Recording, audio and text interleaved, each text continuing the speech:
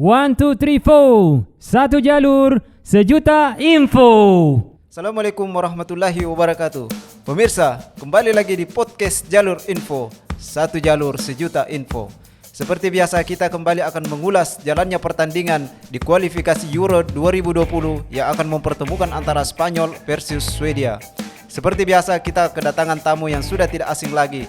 Dia adalah coach yang biasa dikenal dengan sang fenomena. Dia adalah Coach Rusli.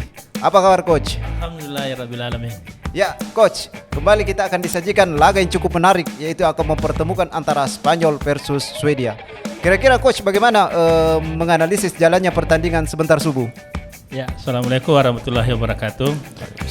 Sebelumnya mungkin saya memberikan ucapan selamat kepada pes yang telah memenangkan pertarungan dari sejak awal Liga Eropa. Ada beberapa yang tadi subuh ada Belanda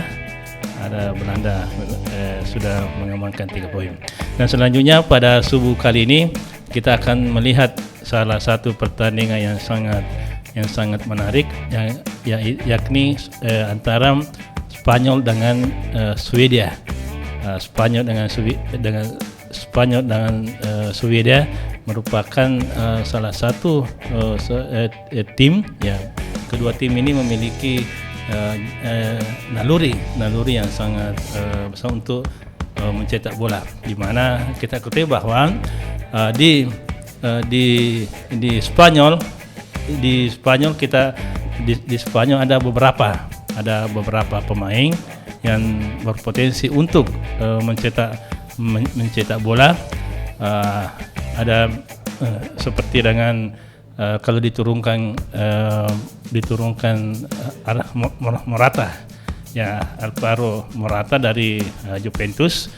Begitu juga dengan salah satu pemain penyerang dari Spanyol yang sementara naik daun adalah Pablo Sarabia. Dia adalah pemain depan dari PSG. Nah, ini salah satu kekuatan utama dari Spanyol itu sendiri. Sekarang kita melihat bagaimana lawan dari Spanyol pada sementara subuh adalah Swedia. Kita ketahui bahwa Swedia adalah salah satu tim yang sudah menjadi langganan dari Liga Eropa. Setiap tahun, setiap pertandingan, setiap ajang 4 tahunan ini sudah pengalaman masuk dalam Liga Eropa. Nah, salah satu pemain yang cukup sentral di Swedia adalah Larsson. Dia adalah salah pemain yang berasal dari Spartak Moskow. Dia selalu memberi kontribusi yang sangat cukup bagus terhadap timnya. Makanya saya menurut prediksi saya bahwa pertarungan pada sebentar subuh ini akan sangat ketat masing-masing tim, karena masing-masing tim dalam performa yang terbaiknya. Jadi ini sangat patut untuk ditonton. Ya, mungkin begitu. Ya, Coach, kalau kita lihat dari head to head antara kedua tim, di mana Spanyol masih mengungguli Swedia, di mana dari 5 pertandingan terakhir Spanyol masih unggul dengan 4 kemenangan dan sekali seri. Meskipun begitu, Swedia ini memiliki catatan yang cukup apik juga, yaitu 5 kali pertandingan terakhirnya itu berakhir dengan kemenangan. Kira-kira Coach bagaimana kalau melihat hasil dari kedua tim ini? Kalau dilihat dari head to head memang Spanyol masih lebih unggul. Namun perlu kita ketahui bahwa kedatangan kali ini tim dari Swedia adalah dia akan membawa semangat motivasi bagaimana dia mampu mengalahkan lawan-lawannya, termasuk ke pertandingan pertama, karena pertandingan pertama adalah modal yang sangat berharga. Kalau dia ingin lolos ke babak berikutnya. Jadi dengan demikian pemain yang akan diturunkan pada laga kali ini khususnya untuk Swedia, saya kira dia akan mati-matian untuk bagaimana mengimbangi, bahkan kalau bisa dia mengalahkan dari Spanyol yang terkenal dengan gaya permainan yang menyerang. Sementara di lain sisi Swedia dia memperagakan permainan yang bertahan dan sambil juga menyerang. Itulah menariknya saya lihat, menariknya dari pertandingan pada kali ini. Terkait dengan head to head, memang kita ketahui bahwa Spanyol lebih unggul. Namun kali ini yang mungkin Euro kali ini akan bisa juga dia akan berubah. Kenapa? Karena Spanyol dihuni oleh pemain-pemain muda. Nah, dia kan hasil daripada regenerasi dia. Jadi pertandingan akan sangat seru karena kedua-duanya pasti akan ngotot dan yang sangat berharga adalah bagaimana Swedia ingin membalas atas kekalahan dari beberapa tahun lalu. Ini menjadi catatan tersendiri buat saya. Ya, Coach, ada catatan menarik dari kedua tim ini, di mana kedua tim ini kelihatannya akan kehilangan dari pemain sentral mereka, di mana Spanyol akan kehilangan Sergio Ramos, sedangkan Swedia itu akan absennya Zlatan Ibrahimovic. Kemudian ada dua pemain yang kemungkinan akan diproyeksi untuk menjadi pengganti dari kedua pemain ini, di mana Spanyol itu ada Azpilicueta, sedangkan dari Swedia itu ada Alexander Isak. Kira-kira bagaimana Coach melihat dari kedua pemain ini? Ya, saya melihat bahwa pertandingan kali ini adalah merupakan ujian berat, ujian berat dari kedua tim, di mana kita ketahui bahwa selama beberapa pertandingan Sergio Ramos di Spanyol adalah menjadi sentral dari pertahanan dari Spanyol itu sendiri. Namun Euro kali ini dia tidak dipanggil, dia tidak dipanggil dengan alasan cedera apa dan semuanya. Saya kira dengan tidak hadirnya, ini membuktikan bahwa dengan tidak hadirnya dari Sergio Ramos akan menjadi beban berat terhadap Cesar Azpilicueta. Saya yakin bahwa peran-peran dari Sergio Ramos akan ditutupi oleh atau bisa diganti dengan Cesar Azpilicueta. Kenapa? Karena pemain Azpilicueta salah satu pemain yang memiliki daya juang kalau dia berada di belakang. Dia sebagai bek pertahanan.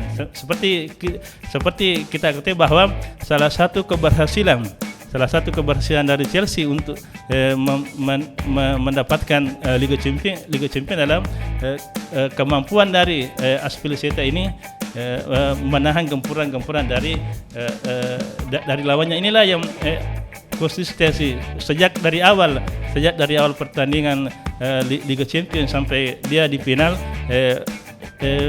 Azpilicueta selalu memberikan yang terbaik dan dia juga jarang cedera dan selalu menjadi tumpuan dari lini belakang sehingga saya kira tidak jadi masalah. Ini merupakan suatu keputusan bagi pelatih dari Spanyol. Laporta tidak memanggil dari Sergio Ramos karena dia beranggapan bahwa peran Sergio Ramos akan diganti oleh Cesar Azpilicueta. Ini menjadi catatannya. Sedangkan di Swedia sendiri, kita ketahui bahwa salah satu pemain yang sudah tidak asing lagi dari Swedia adalah Zlatan Ibrahimovic. Ibrahimovic. Hal ini juga sama dengan kondisi yang Euro pada kali ini dia tidak dipanggil karena mengalami cedera. Ini juga memberikan kesempatan dari Swedia untuk melakukan regenerasi dan salah satu yang bisa diprediksi untuk mengganti peran dari Zlatan Ibrahimovic adalah Alexander Isak. Sejak Alexander Isak adalah pemain pemain kunci dari Real Sociedad. Real Sociedad sejak dia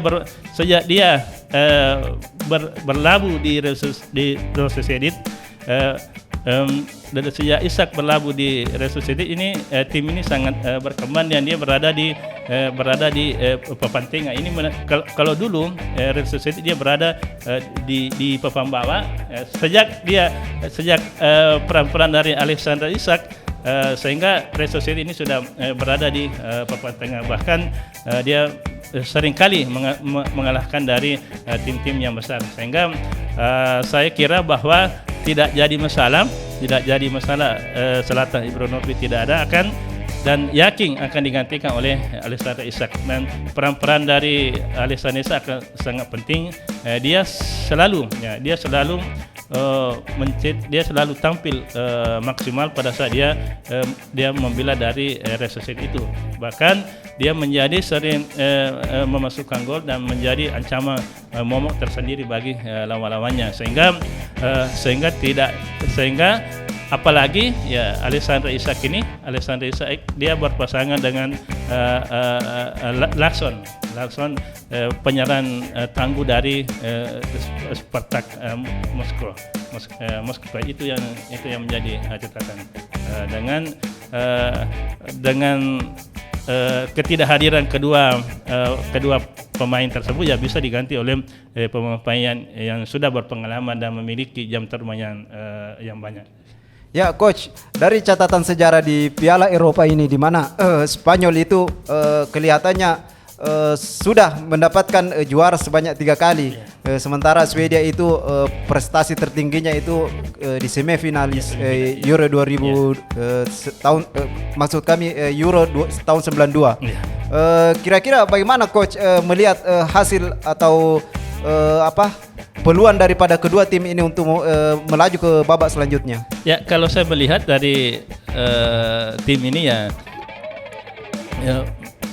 seperti kita ketahui bahwa Spanyol sudah pengalaman dari segi nama dan segi pemain. Saya bisa memprediksi bahwa Spanyol mungkin akan memenangkan pertandingan pada dan sekaligus ya, karena ini biasanya kalau pertandingan perdana adalah merupakan ujian mental ya, itu dalam ujian mental kalau pertandingan perdana terkadang mental yang bermain, sehingga sudah bagus bahwa kalau pemain-pemain yang dipasang oleh Spanyol itu memiliki mental-mental yang bertarung dan mampu untuk menekan, makanya saya bisa memberikan memprediksi bahwa ada kemungkinan Spanyol yang akan memenangkan pertandingan kali ini dan sekaligus akan diprediksi untuk melenggang ke babak selanjutnya. Ya.